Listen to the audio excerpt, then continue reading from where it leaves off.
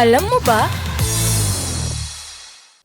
Sa dami ng tubig mula sa karagatan at mga lawa sa buong mundo, tila mahirap isipin na nagkakaubusan na tayo ng tubig. Pero ito ang katotohanang kinakaharap ng sangkatauhan ngayon. Sa inilabas na ulat ng United Nations University Institute for Water, Environment and Health nitong January 21, nagbabala ang mga siyentipiko na ang mundo ay pumapasok na sa tinatawag na water bankruptcy era. Pero ano nga ba ang ibig sabihin nito? Ayon sa report ng UN, nangyayari ang water bankruptcy kapag mas mabilis na nauubos ang tubig sa mga ilog, lawa, aquifer at wetlands kaysa sa kayang mapunan muli ng kalikasan. Ibig sabihin, ang mga water system ay nagagamit na lampas sa kanilang kakayahang makarecover.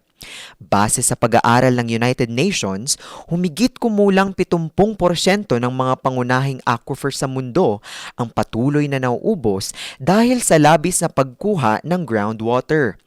Pangunahing sanhi nito ay climate change, labis na pagkuha ng groundwater, unsustainable na pagsasaka, polusyon, pagkasira ng kalikasan, at patuloy na pagdami ng populasyon. Mga problemang tao rin ang may kagagawan.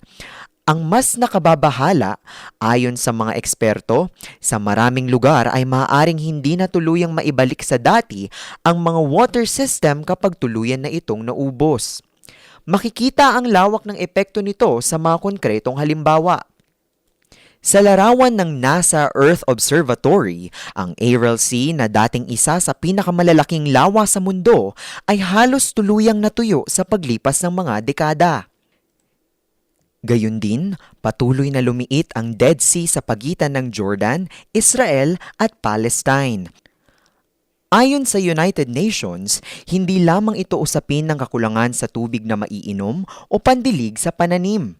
Ito ay may kaugnayan din sa banta sa food security, pagtaas ng presyo ng pagkain, pagkawala ng biodiversity, pagsiklab ng gyera at paglala ng forest fires. Babala rin ng UN na bilyon-bilyong kabuhayan na umaasa sa tubig ang nalalagay sa panganib lalo na sa sektor ng agrikultura, enerhiya at industriya. Kabilang sa mga rehiyong pinakamalubhang apektado ang Africa at Asia.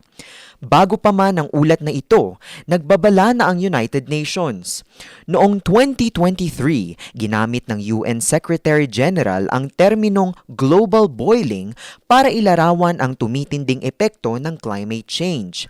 Kasabay ng paglalabas ng report, inilatag din ng United Nations ang mga hakbang para maibsan ang epekto ng water bankruptcy. Kabilang ang mas mahigpit na polisiya sa pangangalaga ng kalikasan, maayos na pamamahala ng tubig at pangmatagalang plano para rito. Mas malawak pa itong tatalakayin sa mga nakatakdang United Nations Water Conference sa 2026 at 2028.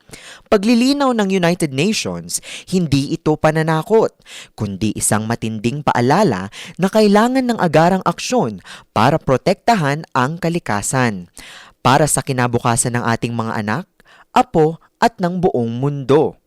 Ngayon, ang tanong, tatanggapin na lang ba natin ito? O may natitira pang pag-asa kung kikilos ang sangkatauhan ngayon? Ngayon, alam mo na!